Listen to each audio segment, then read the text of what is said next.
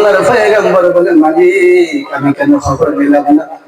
মেহমানটা আমার ঘরের মধ্যে আগমন করেছিল, আমি রাত্রে বেলা কেন একটা বারের জন্য খবর নিলাম না? তার ফেলে সমস্যা করেছে না জানি, মেহমানটা ঘুমাইতে গিয়ে কত কষ্ট করেছে। সুবহানাল্লাহ। ও কাবার মালিক শোনো না, আমি কেন খবর নিলাম না? মেহমান তো আমার ঘরের মধ্যে আগমন করেছিল, আমি কেন মেহমানের খবর নিলাম না? না জানি মেহমানের কত কষ্ট হয়েছে। নবীজি নিজে হাত দিয়া ইয়াহুদের পায়খানা কসলা কসলা দুইতে সারা চোখের পানি ফালা কান্দে। ওদিক দিয়ে ইহুদি সব টাকা টাকা শুনতেছে। ডাক দেয়া বলে, আবু জাহেল, খারে মারার জন্য পাঠাইছি যে মুহাম্মদ তো মানুষ হইতে পারে না। আরে একটা মানুষ হইতে পারে না?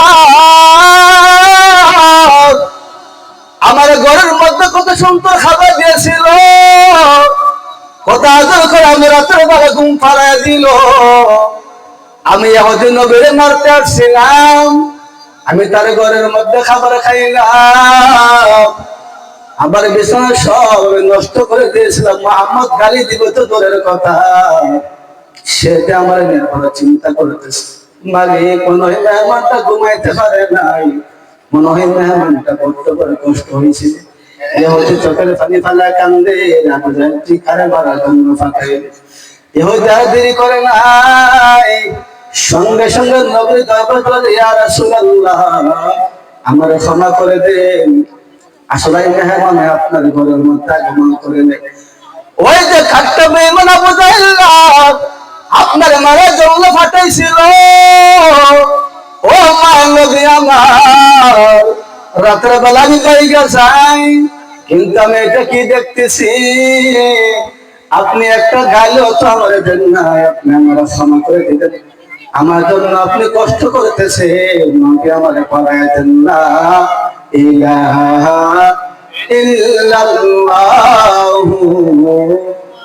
মুহাম্মাদুর রাসূলুল্লাহ সাল্লাল্লাহু আলাইহি ওয়াসাল্লাম।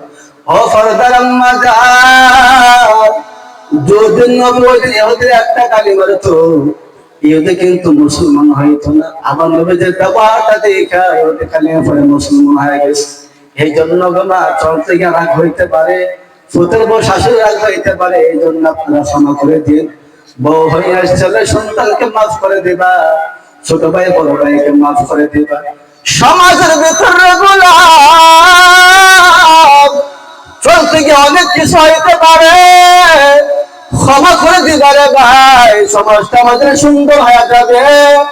মনের মধ্যে কোনো কষ্ট রাখবে না। আল্লাহ তাআলা বলেন, বন্ধু যার মধ্যে চারটা গুণ থাকবে, হিংসে ও নাফিস সাররা ইওয়াদ দররা ওয়াল কাযিমিনাল গায়জ ওয়াল আফিনা আনিন নাস ওয়াল্লাহু ইউহিব্বুল মুহসিনিন। এই চারটা গুণ ঢুকাইতে পারলে দুনিয়াতে আমরা সাকসেস, পরকালের ময়দানে আল্লাহ তাআলা জান্নাত দান করবে। এর মধ্যে 3 নম্বর, রাগকে বেশি বেশি করে হজম করবা, রাগকে কন্ট্রোল করবা। 4 নম্বর, কোন মানুষ ভুল করে ফেলাইলে আল্লাহর রাস্তায় মানুষকে ক্ষমা করে দিবা। তুমি মানুষকে ক্ষমা করতে পারলে রে ভাই, তুমি যখন মালিকের দরবারে হাতটা বাড়ায় দিবা, সঙ্গে সঙ্গে মালিক তোমার